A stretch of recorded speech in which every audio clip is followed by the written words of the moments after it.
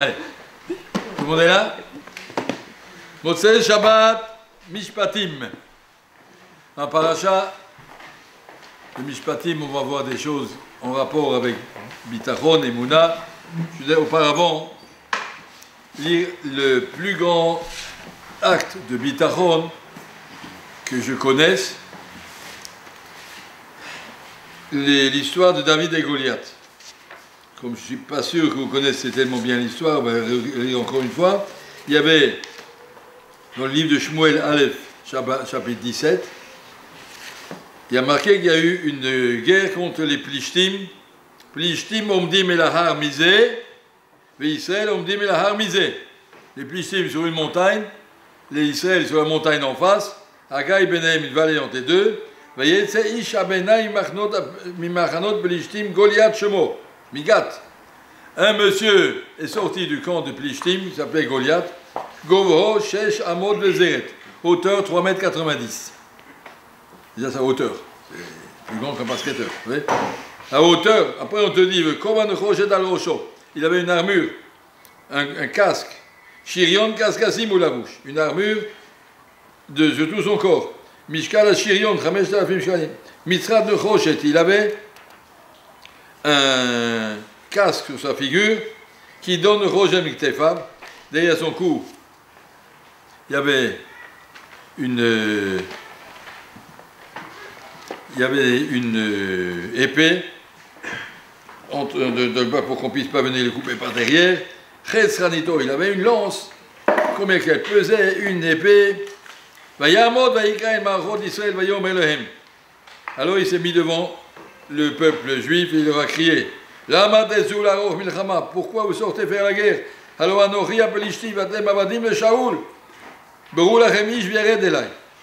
Moi je suis Plishtim, vous êtes Avadim de Shaoul, envoyez-nous un délégué. Moi contre lui, s'il arrive à gagner, il me bat. Nous, tous les Plishtim, on savent, Avadim de Shaoul, et sinon, si c'est moi qui va le tuer, alors vous serez tous avadim de Plishtim. Ça continue, je ne vais pas lire tout ça. Et le peuple a eu très peur. Pendant ce temps, David, à Méler, il était encore Bachouk, berger, plus jeune des enfants de Yishai. Il n'était pas du tout sur le champ de bataille, mais il est venu un matin. Son père l'a envoyé pour aller voir comment vont ses trois frères. Il avait trois grands frères là-bas dans le champ de bataille. Et au moment où il était en train de parler avec les gens là-bas, ses frères, on voit Goliath à Plishtim qui arrive, Migat, Mimarot, Plishtim. Il a répété ces choses-là. Il a marqué qu'il a répété ça pendant 40 jours, le matin et le soir. Chaque fois que les Juifs voulaient dire le chemin, il venait, il leur faisait peur, il leur disait attention, envoyez-moi quelqu'un pour se battre. Et puis voilà, 40 jours, jour et nuit, le matin et le soir, pour empêcher les Juifs de dire le Kriyat Shema. Ils ont dit à David, t'as vu celui-là, il veut tous les jours il nous insulte.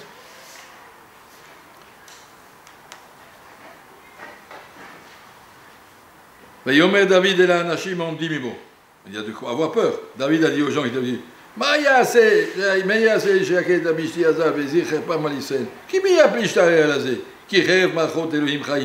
qui c'est ce grand bonhomme qui se permet d'insulter Akadosh Baruch Hu comme ça? Je saute un petit peu.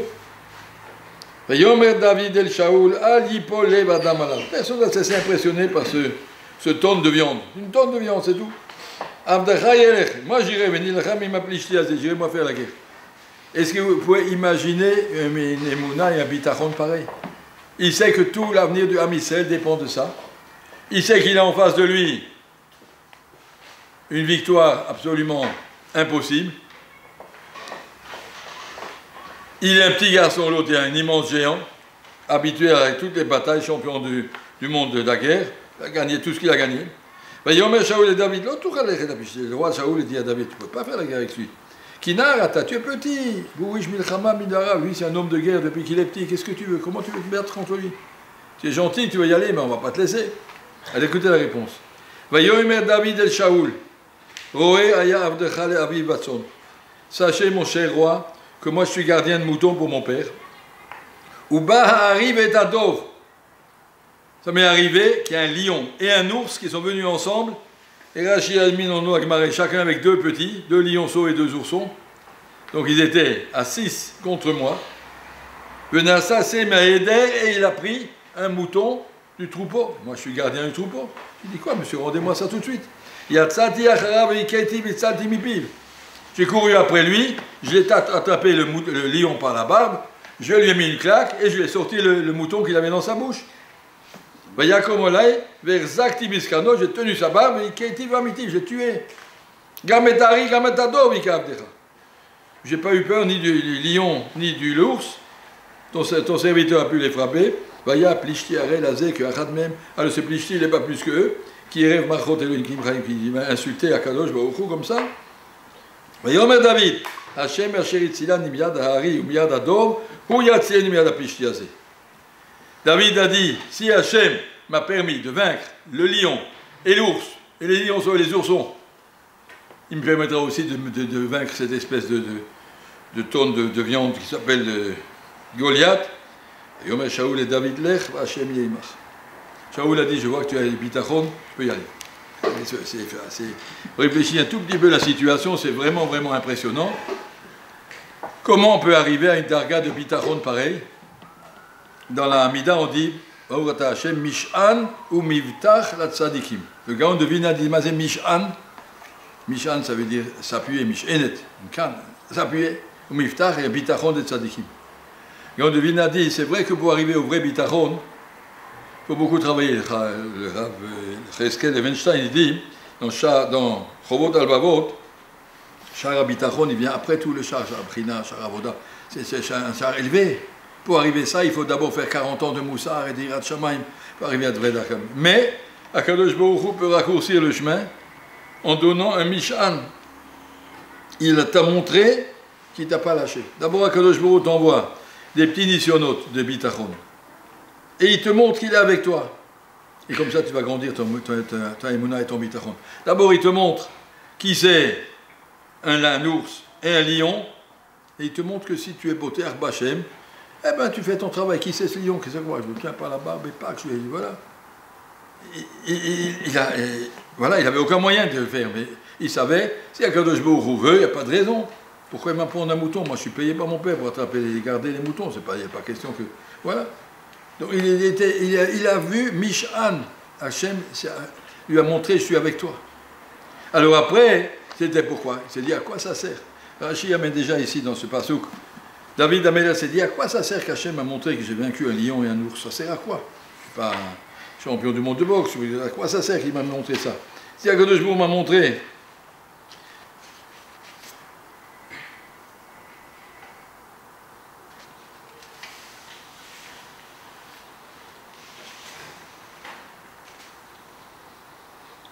Hachem Asher Yisrael Adari, je lis Rashi, Yodea Ani Shelo Lechinam Nizdamen Yadavahu. Je suis sûr que ce n'est pas pour rien qu'Akadosh Baruch Hu m'a envoyé cette histoire d'un lion et d'un ours. Pourquoi il m'envoie ça? Un gardien de mouton, ça lui arrive pas des choses comme ça. Des fois, il peut y avoir des chiens, il peut y avoir des loups, mais pas un lion et un ours avec un enfant. Et là, chez les Hatid, Anibal, l'idée qu'il y a les Tchouat Israël. Certainement qu'Akadosh Baruch Hu a voulu me montrer que un jour j'aurai besoin de cette Emouna pour aller me battre le Tzorech Am Israël.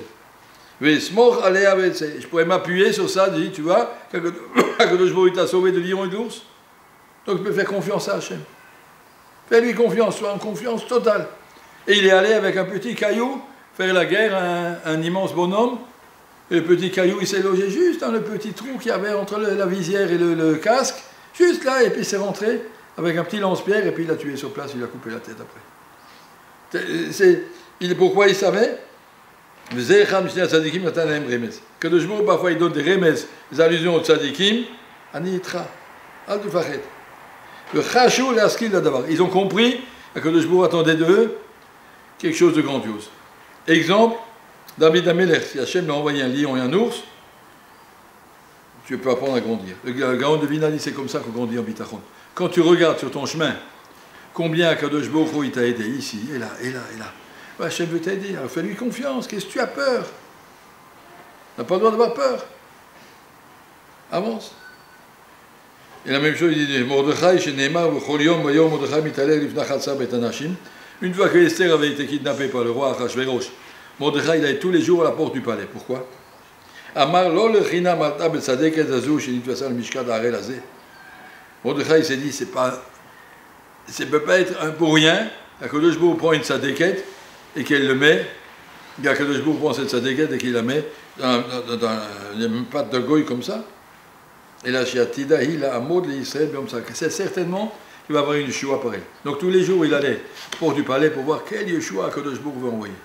Et là, c'est la même chose. David Améler s'est dit, c'est pas pour rien qu'Akadosh Baruch m'a appris que je ne dois pas avoir peur du lion et de l'ours, pour savoir que Nibotiach Bachem, c'est ça qu'Akadosh Baruch faire, il saura, il n'a pas peur ni de Goliath, ni de 500 Goliath.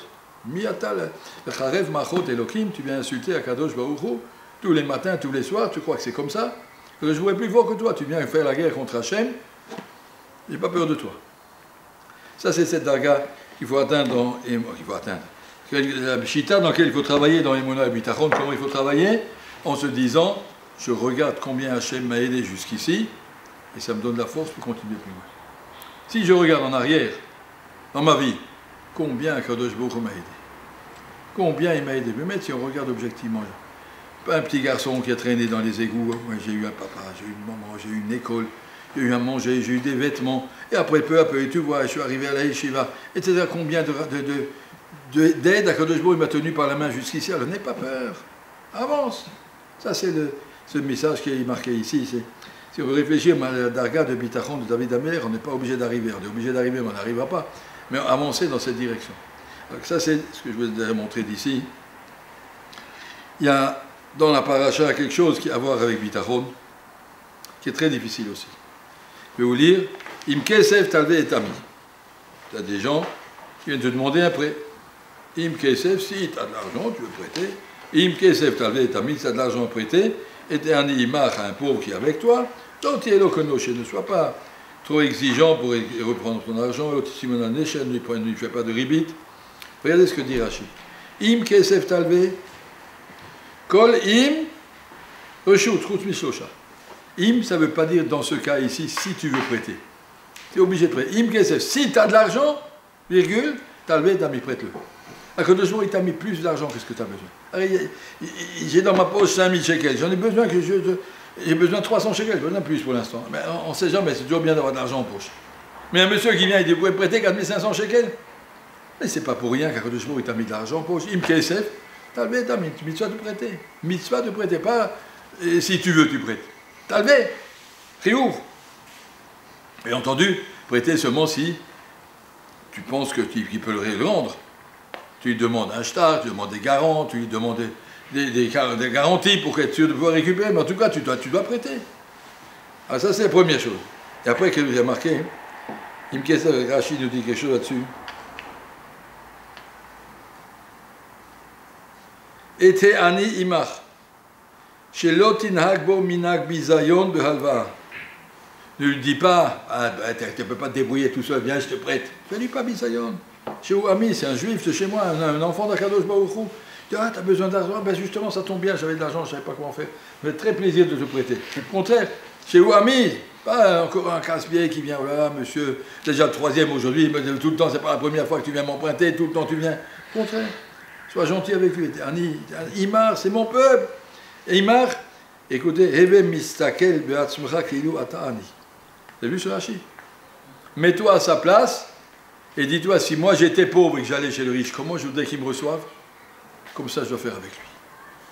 Si tu es pauvre, tu as envie, quand on t'insulte comme ça et qu'on te traite, tu es un batelin, tu ne sais pas te débrouiller, encore une fois, je dois te prêter. Pas comme ça. Regardez comme la Kodesh Baruch Hu nous apprend à gérer notre argent. Et après, il te dit, ça c'est le bassou que je vais vous apprendre, Loti elo kenoishe. Lotit beenu bechozka. Tu n'as pas le droit d'exiger le remboursement avec force. Imata yodea she'en lo alti dome alav ki lui vitim. Tu sais qu'il n'a pas, il ne doit même pas remarquer que tu lui as prêté. Qui nous l'a vito, je suis avec lui comme je n'ai pas prêté. Il sait qu'il me doit de payer le 1er février. Il me doit, il a promis qu'il apportera, j'ai téléphoné, il m'a dit oui, je vous apporte. Et finalement, il ne m'a pas apporté. Et je sais qu'il ne peut pas, il n'a pas. Il ne m'a pas apporté parce qu'il n'a pas, j'ai vérifié. je dois faire avec lui comme si je ne lui ai pas prêté. Je ne vais pas m'asseoir à côté de lui à la chose, je dis nous, rien du tout. Que il ou là, il vête. Comme si je ne lui ai pas prêté. Ah, bonjour, monsieur Lévy, comment allez-vous? C'est tout. Qu'il ou là, il vête. Que l'autre ne lui fait pas honte. L'autre, il est là que nous, je lis dans le Shulchan Aruch un peu plus. Shulchan Aruch et Rot Alva. Je vais dire 3 paragraphes parce que pour que ce soit quand même clair. C'est un lave dans la parachat, dans le parachat Mishpatim, la liste des mitzvot. Asur, l'ingos est à lever l'ifroa que chez Odea Shendo. Si je sais qu'il n'a pas, je n'ai pas le droit de lui demander. Pourquoi tu vas lui demander? Tu sais qu'il n'a pas.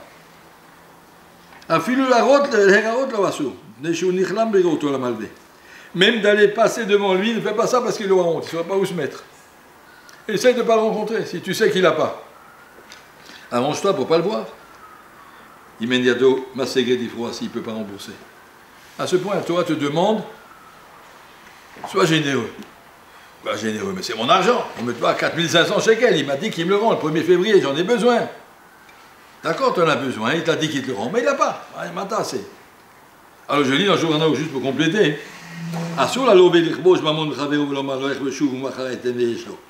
D'un côté, le lové n'a pas le droit de refuser de payer. Il dit excusez-moi, je suis en faillite, j'ai pas. Alors qu'il a envoyé tout l'argent au Luxembourg ou à Liechtenstein, dans une banque comme ça. Et puis après, il dit j'ai pas de sous, excusez-moi, je fais faillite, regardez mes comptes. Ça, il n'a pas le droit. D'accord, on n'a pas le droit de refuser. Après, il y a marqué Asur la lové, la carate alva, le siège de tzorer. Le lové, quand il prend une alva, celui qui emprunte, n'a pas le droit de la gaspiller. Après, il dit je m'excuse, je ne peux pas vous rendre, mais j'étais obligé. J'ai pris un emprunt parce que je vais partir avec ma femme en vacances. On est parti en Espagne pour 3 semaines, vous comprenez, ça coûte très cher. Mais c'est pas pour ça qu'on prend une alva. Une alva, c'est pour sortir d'un trou. Ton affaire ne tourne pas, tu as besoin de liquidité. Tu veux que je t'aide à démarrer avec quelque chose. Mais me gaspiller l'argent. Quelqu'un qui emprunte sans qu'il sache et qui gaspille, il ne sait pas comment rembourser. C'est un rachat. Si je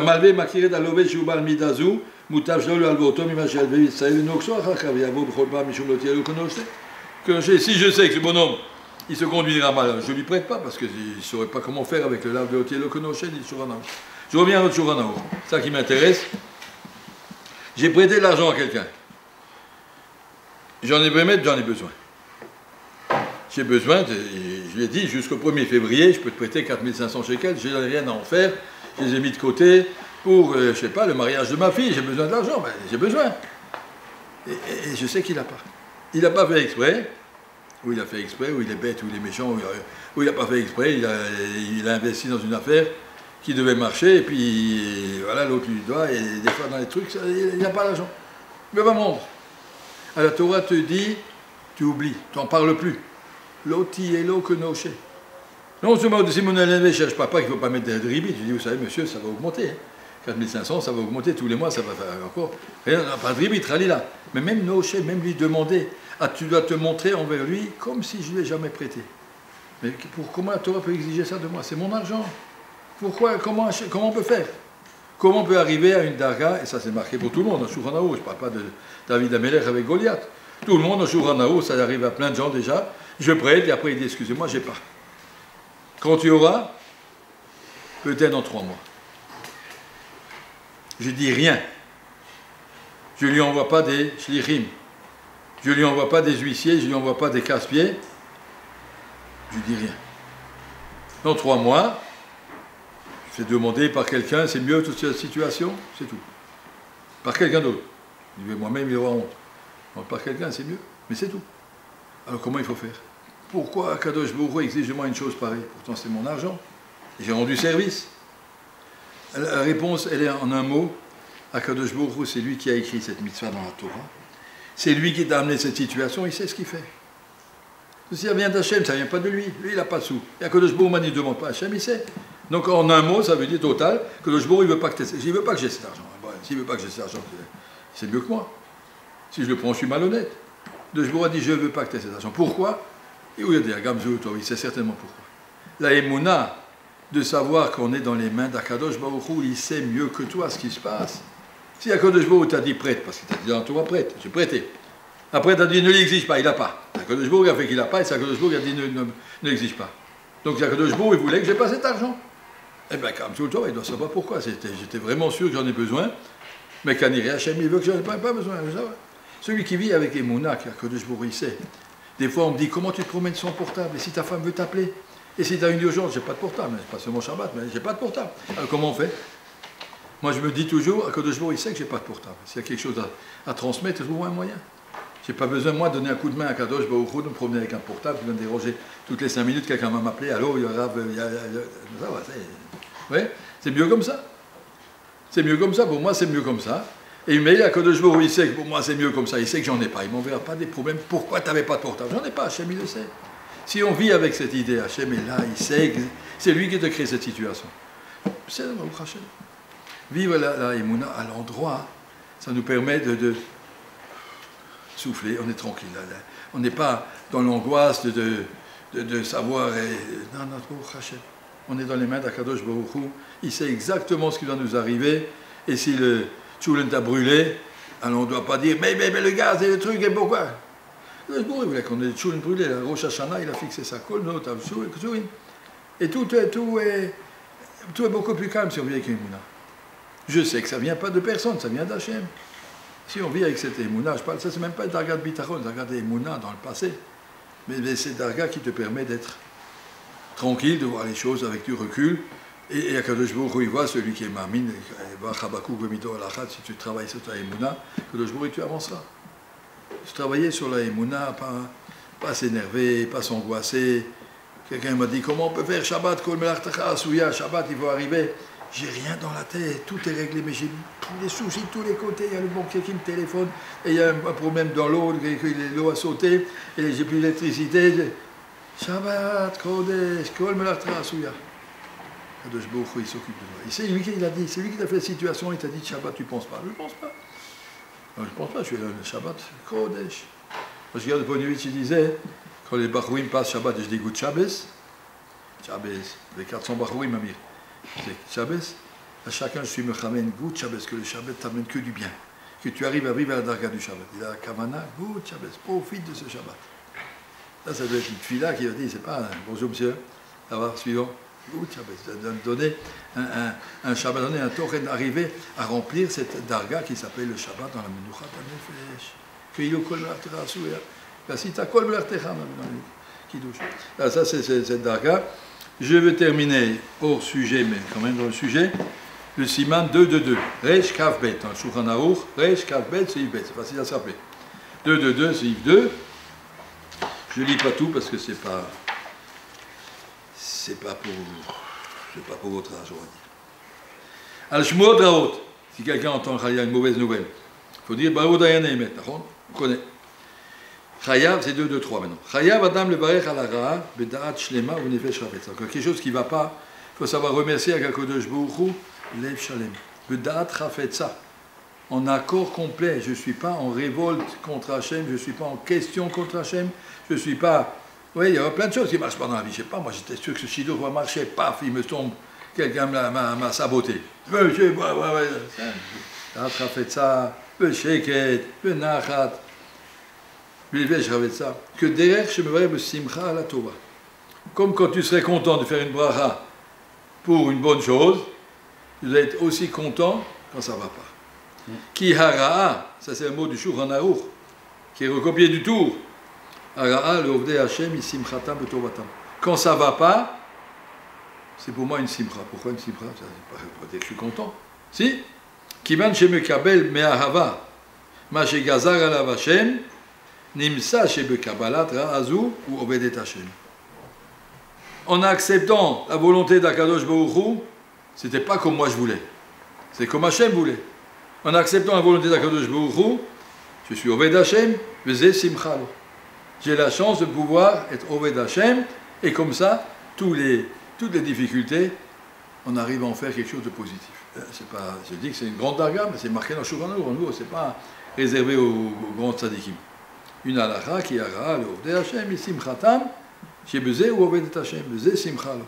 Apprendre à vivre avec Akadosh Baruch Hu, mettre Akadosh Baruch Hu notre cheshbon, il sait ce qu'il a fait, ça ne vient pas du courant d'air, tout est géré par Akadosh Baruch Hu, il sait exactement ta situation, mais laisse-le faire. Et après on va arriver comme David en face de Goliath, tu n'as pas besoin d'avoir peur, tout s'arrangera. Si on est avec Hachem, tout s'arrangera. Shavua tov u'mevorach.